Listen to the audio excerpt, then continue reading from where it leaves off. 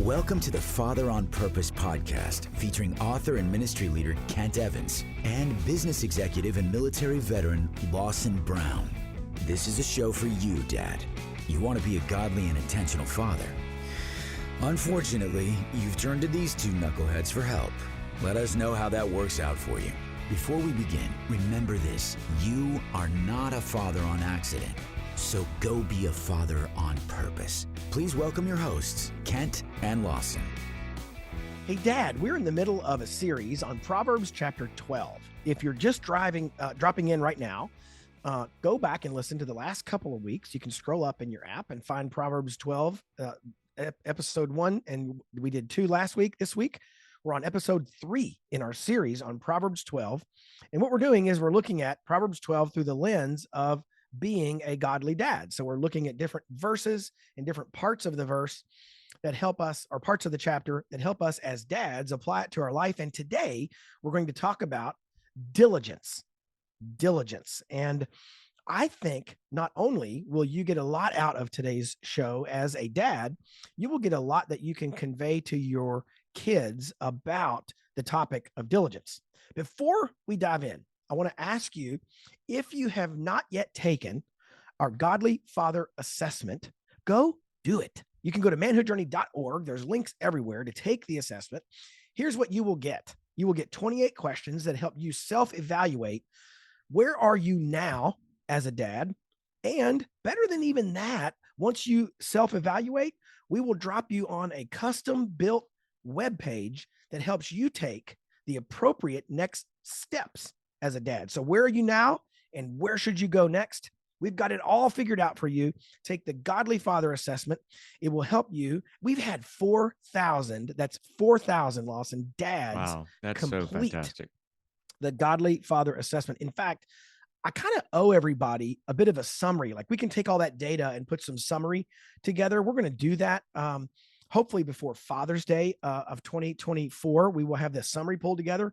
So you can not only take the assessment, know where you are, know where you're going, you can kind of benchmark yourself against 4,000 other dads and see how you're doing. And then if you come out on top, you can show that to your wife and get some brownie points. Way to go, Dad. Take the Godly Father Assessment. It is totally free, and we would love to serve you in that way.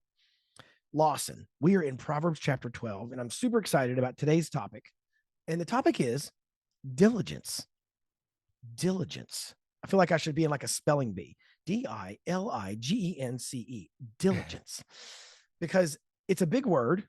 It's a word that we probably don't see a lot in our kind of modern language. We don't hear it all that often. But man, Proverbs sure has a lot to say about the topic. Yeah, it's interesting. I actually used it in a sentence last week. Congratulations. That'll be the challenge from today's episode, Dad. When we get done, go use diligence in a sentence. Yeah, we're at performance review time, and there's a woman on my team who is the epitome of diligence, and so I wrote that into her review. I love that word, and I love how Proverbs 12. There are really kind of 3 verses we're going to hone in on. I love the lesson that it presents to us in life and as dads about what does diligence, I don't know about yield necessarily, because it's not a, input 1, you get output 2 kind of a thing. But yeah, it's a good reminder. And then we've got some cross references to talk about that I think will add a little bit of flavor. Proverbs just in general to me is fantastic for wisdom and lessons and making you reflect on, your fatherhood, your followerhood, kind of where you are and how you do things in life, work wise, whatever. And then for the chapter, did you just make up the word followerhood? I think so. That's fantastic. Yeah, wow. I think I did. I just didn't want to, let that go unnoticed. That was amazing. Put it in the show notes, Hunter, and it will now be a word, because if it's on the internet, it's real. True. It must be true. So yeah, let's dive into these 3. I'll get us going on the first one, because it fostered something in me that was an idea that I kind of roamed around with a little bit, and I don't think I was landing anywhere in particular. So there you That's go. great. This So, will be Dad, we're super now going to valuable. take you on a complete goose chase, and it will burn about 8 Yeah. minutes of your life, and you will end up So nowhere I better bet off. nobody can But, wait now. Proverbs 12:11 says, "Whoever works his land will have plenty of bread, but he who follows worthless pursuits lacks sense." that's a great Uh, proverb. Love that. yeah.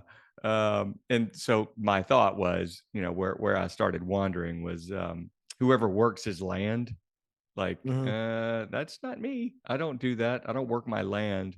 I'll pull some weeds every now and then in our tiny little yard here in Florida. But um, so I think what it doesn't mean is, we all have to go be farmers. Um, Well, I don't know. If you look at the King James, it said, yeah, true. he that tilleth his land. Have you tilleth lately? Excuse me, Dad. I would like to ask you, when was the last time you tilleth? Yeah, and you'll have plenty of bread. Okay. Um, but it's about, to me, it's about, what God has put before you to Mm, do that work, to do that good work that God has given you, so that by doing that, we will have plenty. And if you don't, it says, "But he who follows worthless pursuits lacks sense." yeah. The King James version says, "But he that followeth vain persons is void of understanding." And so, Void my of understanding. That's yeah, right. Like, talk about the opposite of wisdom, which Proverbs is just chock full of. Void of understanding. It's like I'm waving my hand in front of my eyes. There ain't nothing there. You are void Dad, of we cracked open your skull and we looked for understanding. However, it's what we discovered is it was completely void. it's empty. It's empty. Um, yeah, and so, but I think the picture it's painting for us here is Yeah. work with diligence, work what God has put before you, and don't Yeah. chase worthless pursuits. And those can be all kinds of, crazy things. Yeah. Well, speaking as a guy who I bumped into a friend years ago who in our adult life, we haven't connected since, I mean, it's been 20 plus years and we went to high school together. And I bumped into Charles, and he turns out he went into the field of psychology and he's a licensed psychologist. And so we started talking about diagnoses and things and, families and kids and all of his clients and all that and what he sees in the psychology space. And I said, Charles, I probably would have been diagnosed with ADD and ADHD in high school. Right. And he just about choked on his tea at the restaurant. He goes, "Oh, buddy, for sure." Like he was like, he was like, "Oh, you'd been on like 9 kind of medicines if it were." Right. And I said, "Well, it is what it is." I said, I'm high functioning ADD. That's what I am. And to that end, sometimes I am tempted to follow worthless pursuits, and it's not that they are necessarily evil. I'm not necessarily out chasing illicit things, but man, sometimes I can be following something or go into a rabbit hole of content or some kind of YouTube video sequence or whatever, like those videos on Facebook where a guy makes something from scratch, or Yeah. the guy who made the chocolate foosball table. Hello, go Google that thing. Like it's insane. It's absolutely insane. And I could watch those forever. Like I could Right. just start watching one and then back to back, I could just like bring me more pizza and I could just keep watching because man, some of that stuff is interesting to me, but it probably is at some point a worthless pursuit. Like it's not evil. However, it sure ain't me tillithing my land, right? I'm Right. not getting anything done. I'm not discipling my kids necessarily. I'm not helping April get the garbage taken out. There's a lot I could be doing. And so for me, the part of that verse that I really gravitate toward is I got to be careful that I don't go chasing worthless pursuits. And I think to be fair, if a dad's listening to this and he can't relate to that, he's probably not being totally honest to himself. So we'll take a short commercial break. Go hand the phone and the AirPods to your wife and let us talk to her for a second. And then she will tell you what your worthless pursuits are. That's funny. Because man, there's plenty, right? It could be, Yeah, we you do. watch too much football or you spend too much time on your fantasy league, and I'm not, again, that stuff's not going to send you to hell. Like it's not evil, but it can sure be worthless, man. Yeah. So let's keep going. 24 says the hand, because I want to get to diligence. The hand of the diligent will rule, while the slothful will be put to forced labor. Mm, Okay, that's pretty ruthless. 27 says, whoever is slothful will not roast his game, but the diligent man will get precious wealth. So, as is common, in the world of Proverbs, there's the this, and then there's the that, right? It's like, right. you know, the diligent will rule, slothful labor. Whoever is slothful will not roast his game, but the diligent man will get precious wealth. And so it made me kind of hone in a little bit more on that word, even though I was super smart last week and used diligent in a sentence for Amy on my Well, you team. even said she was the epitome of diligence. So you get like Epitome of, epitome and diligence. Well yeah, done. right. Yeah, bringing it. So diligent, because this is the kind of the wandering thing that I was going down the road with first. Is this just, this just feels a little ancient to me, like we've talked about before. Um, Whoever works his land, and slothful will be put to forced labor. Um, and so I was equating it to work. I Mm, was equating it to like hard work or the work that I do and my job. How do we as men take these verses and figure out what's being taught to us, and how do we apply it? And so interestingly, I think words are chosen by God in the Bible for a reason. Diligent means marked by persevering, painstaking effort. mm, That's one. The second is prosecuted with careful attention and effort. And then the third one was interestedly and perseveringly attentive, steady and earnest in application to a subject or pursuit. mm, And so, wow, that's got some broad range application. That mm. is like, where all must we be diligent? What should we be diligent?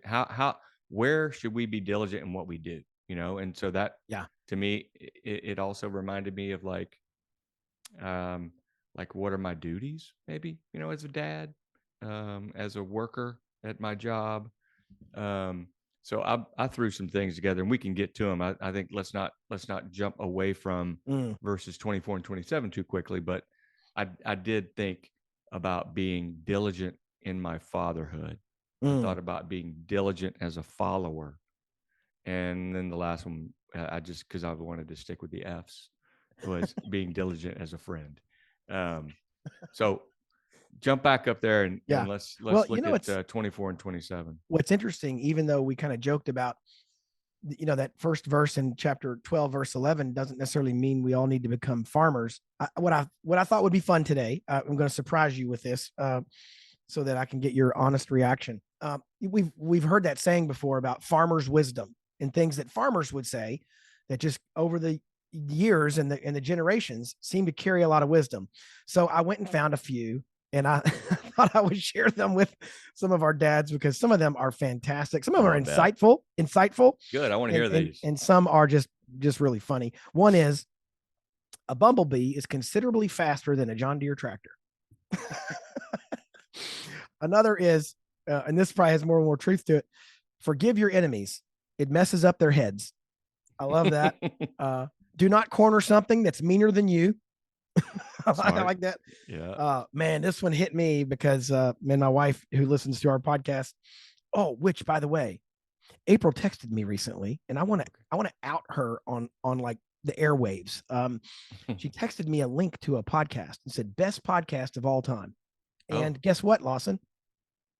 It was not a Father on Purpose episode. In fact, to make it Ouch. to yeah, thanks. And to make it even worse, it wasn't even from someone who's still alive. Mm.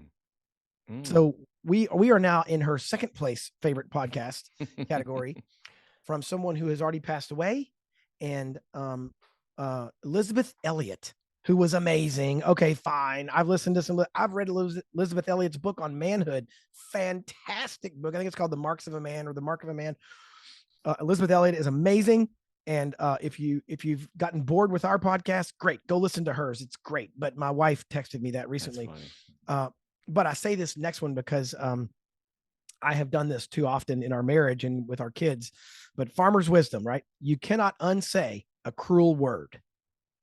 Or when you wallow with pigs, expect to get dirty. The best sermons are lived and not preached. Two more. Don't judge folks by their relatives. That was fantastic. Amen to that.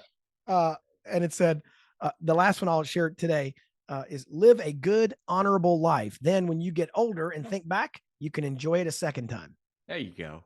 I know. I thought that was great. But little farmer's wisdom, because so much of what we see in the Bible, with that whole era of time when most of the Bible was written. Yes, true. Right. It's all Yeah. agrarian. It's all farming communities, and everybody farmed somehow. Everybody was involved in the farming. Either you were out farming, or you were helping people carry their equipment to the farm, or you were the guy who made the equipment that they used out on the farm. So I don't think anybody really lived in 2, 3, 500 BC, or even in the first few centuries, who didn't get intimately acquainted with farming as a metaphor. And there's a reason why we often associate wisdom and diligence with farmers, because they are some of the hardest working people in the world. They're up before the sun is up. They're back asleep before when it's dark. These are some hardworking people. And I think we can learn a lot from them. And for me, diligence is embodied in many ways in the life of a farmer for two reasons. One, they got to work hard. And secondly, they can't totally control all their outcomes. There needs to be a certain blend of their hard work. Right. Yeah, true. I like that. The critters got to stay away. There has to be enough sunlight, but not too much sunlight. There has to be enough rain, but not too much rain. So there's this really interesting interplay for most farmers between them and God, because there's things they can control. Right. And there's a lot of things they can't control. And for me, it's almost like a marriage. I know a lot of the guys who listening, more than 90% of our listening audience tells us they're married. If you're married, you can control the part of your marriage that is your input. You may not be able to control how your spouse reacts or how your kid reacts, but in your marriage, I look at it like 100-0. I mean, we've joked before, marriages aren't 50-50, they're 100-100 and all that. And that's true. For me, I look at it like, if I'm going to just give my 100% that I can, and I'm not going to worry about what April gives to the marriage. I'm not going to let it affect me. That's not going to be my driving force. I'm going to try to be diligent as a husband. I'm going to try to be a diligent husband, which in some ways means separating myself from the actions of other people. And in some ways means separating myself from the results, because sometimes, man, we're diligent. You might be diligent at work and you still get laid off, or you might be diligent in your marriage and your spouse still doesn't react the way that you want. You may be diligent as a dad and your kids go off the rails and you have the prodigal child. And so diligence doesn't always equal pleasantries or ease, or even necessarily great results. Diligence is its own reward. Listening to you, I also went down the road of slothful, because diligent to me. Because you're listening to me? Yeah, I actually noticed. Every time you talk, all I can think of is a sloth. So the opposite of, or not maybe exactly the opposite, but a counter word to diligent is negligent. Diligent, good. Negligent, not good. But the Bible uses slothful, which is disinclined to work or exertion, or addicted to inactivity, and then sluggish, lazy. So I think it takes work. I think fatherhood takes work. I think being being the dad that we want to be requires diligence. There's a lot that can overcome our kids, and there's a lot that can come into our marriage that could quickly overcome a great marriage if we are negligent, if we are not paying attention, if we're not willing to put in some work. And so that's kind of what I'm taking away from it. And I like how in the show notes here, I love 1 Corinthians 15:58 talks about this too. It says, "Therefore, my beloved brothers, be steadfast, immovable, always abounding in the work of the Lord, knowing that in the Lord your labor is not in vain." I just love that it says immovable, like in a marriage, like you are immovable. Like your faithfulness is immovable, always abounding in the work of the Lord. That is no matter what your job is. You can be, a farmer, or you could be an accountant or a lawyer or whatever. But in the work of the Lord, we're all in this thing together. And that's why I love, like, why Father on Purpose speaks so much to me, because I think there is a movement among dadhood, among us dads. I think there's a real movement that God is doing right now. It got off track, and I think some forces overcame, and I think we're taking ground back. And Yeah. we have got to put in hard work. We have to be careful, smart, diligent about how we represent our faith as godly fathers, because it's attracting more. It's attracting more of us. Yeah. And I think we're starting to move the needle in a better direction. And as a patriot, I love it for our country, but as a follower, I love what it's doing for my own faith, and for the faith of my friends. And as what I think we can do for children, as a band of dads who are Yeah. growing in number. Well, and what we can do, Lawson, is, for me, diligence is like the gift that keeps on giving. And what I mean by that is, I can use that topic to talk to my kids about just simply the value of the hard work itself, the value of doing it. So every now and then you'll have if as your kids hit their teen years, they might study something in high school, for example, and it may be, biology, or it may be math or whatever. And they want to go be, some other career. And they'll say to you something like, Dad, I'm never going to use this subject in my adult life. Like, do I really need to know American history, or do I really need to know Right. chemistry, and for me, where you can go with that as a dad is back to diligence. Is you can say, look, I don't care if you remember, some old horse caught another horse taking oats away, so that you can do the sine, cosine, and tangent formulas your entire life. Bam! Did you even know that was true, Lawson? Some old horse caught another horse taking oats away. Sine is opposite over hypotenuse. Cosine is adjacent over. Come on now, Jason. What? Some old horse caught another horse taking oats away. That's how you Gotcha. remember sine, cosine, and tangent, the formulas. Ugh, And there was actually talk one about a worthless time, pursuit. my brother-in-law and I were in a workshop, and we were trying to figure out how to cut a piece of wood into an octagon. And you actually need some of those formulas come in pretty handy right about then. So I can tell you once in my adult life, one time, where remembering that, or SOHCAHTOA, as they would say, remembering that. But it's not about, do I remember the math or the chemistry or the biology so that I could still pass a chemistry test when I'm 37, or so I could still, pass a biology test at 42.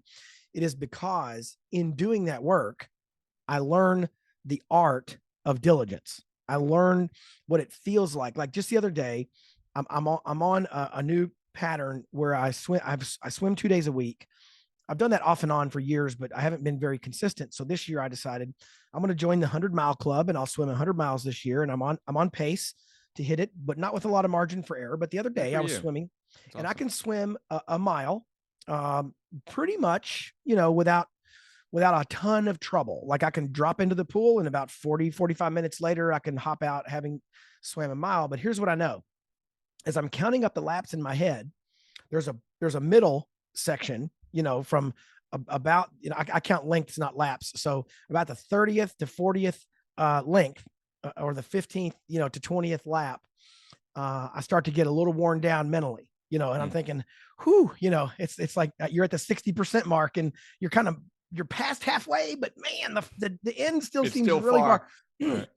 But now, because I've done it so much, I know what to expect mentally at that period. And runners have said the same thing. If you're running a marathon, that, those miles between, 13 and 18 can be really tricky. And so for me, when we and our kids learn diligence, what we're building like mental muscle memory, where we know what it feels like to have the pressure of either a deadline or the pressure of the work. And we know what it feels like to push through that, be on the other side, have completed the task. And so we just become diligent people, diligent about how I drink my water, diligent about whether I am wired in for the podcast. We just become Interesting. diligent, Right. even if I don't remember, my chemistry formulas from 10th grade. Hmm. Yeah, that's a really good strategic thought there. I like it, man. That's smart. So as we grow in diligence, we grow that muscle that's going to apply in whatever it is that we do.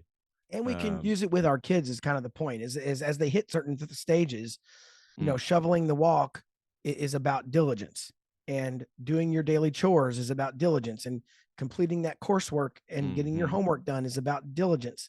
And so when we can tie it back to that, then our kids get a really solid biblical framework and underpinning, and the scaffold around the reason why I should do something becomes it honors God, and it's a godly character trait, not just so you can get an A in chemistry.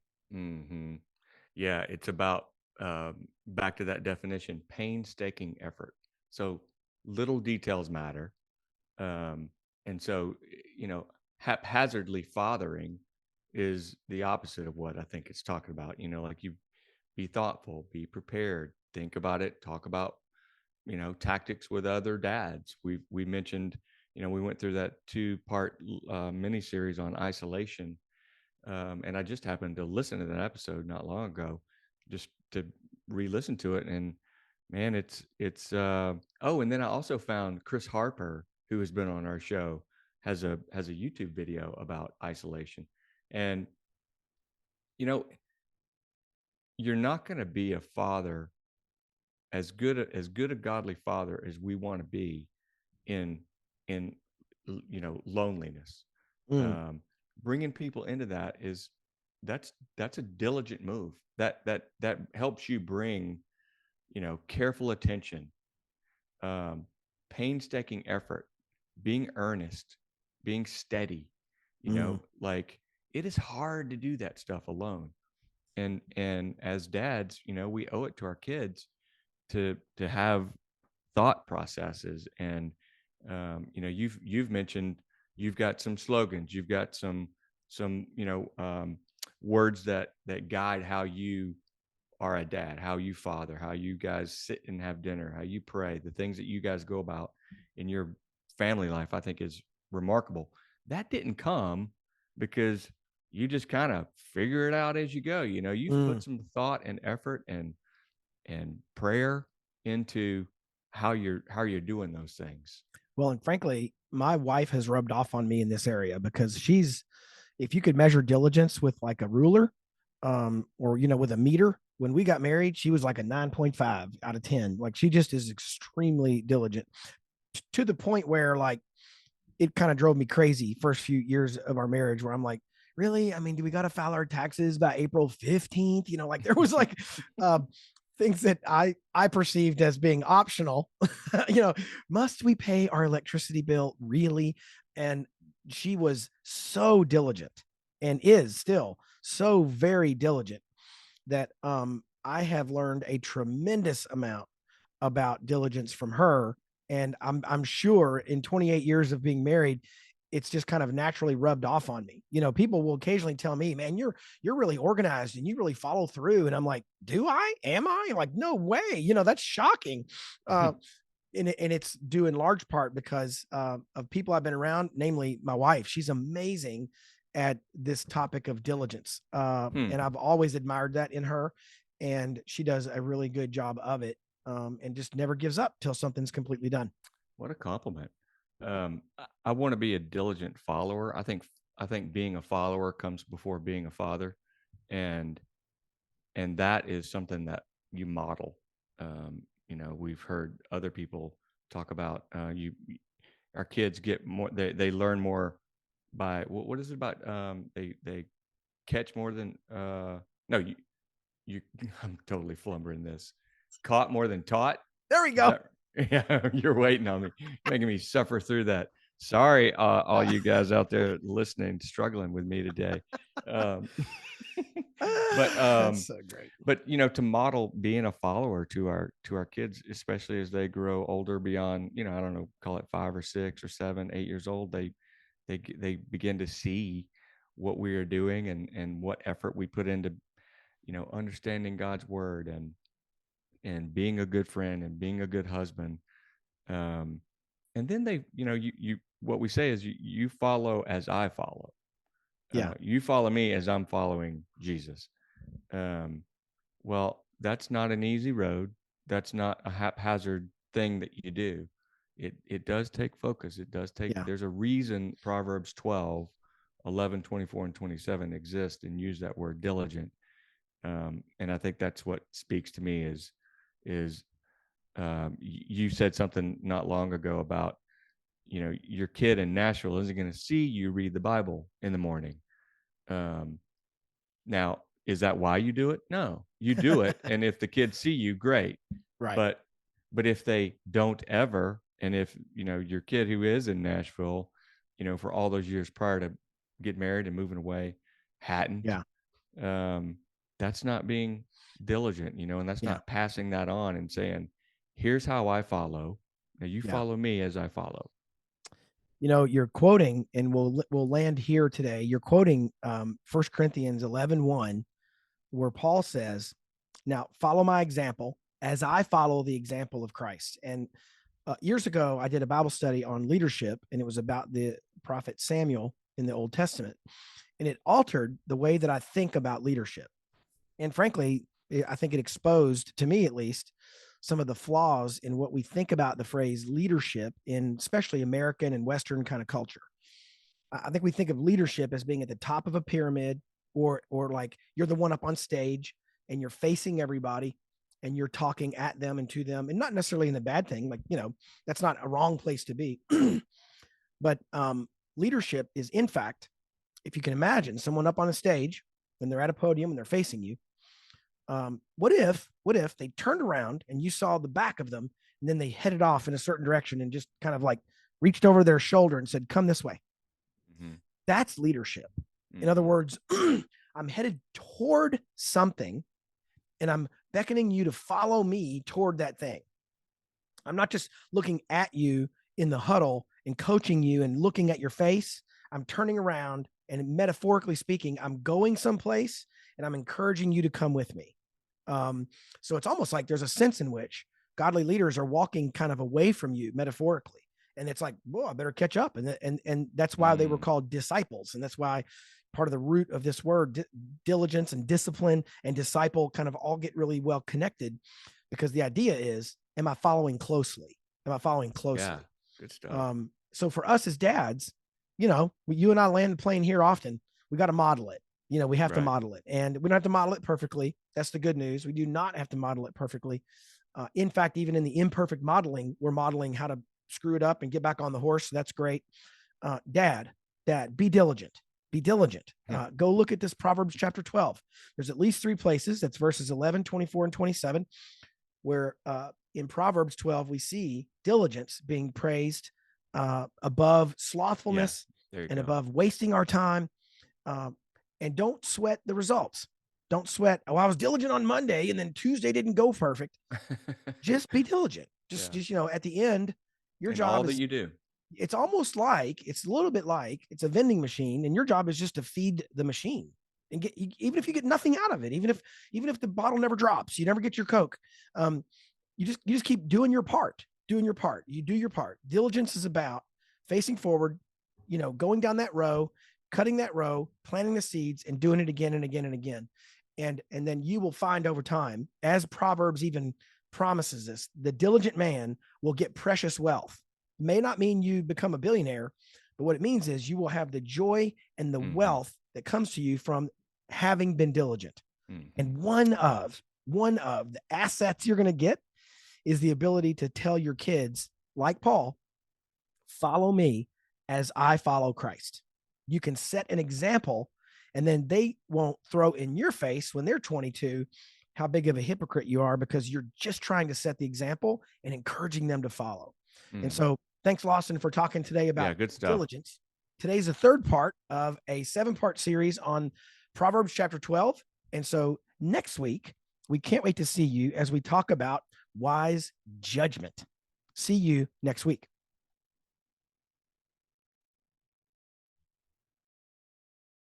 Hey, Dad, thank you for listening to today's show. If you found this episode helpful, Remember, you can get all the content and show notes at manhoodjourney.org/podcast. And if you really liked it, please consider doing 3 things. Number 1, share this podcast with someone. You can hit the share button in your app, wherever you listen to podcasts, or just call a person up and tell them to listen in. Number 2, subscribe to this podcast so you get episodes automatically. That helps us as well to help dads find the show. You can do that through your favorite listening app, whatever that is. And finally, review this podcast. Leave us a review, good or bad, wherever you listen. Those reviews also help other dads find the show. You can always learn more about what we're up to at manhoodjourney.org or fatheronpurpose.org. We will see you next week.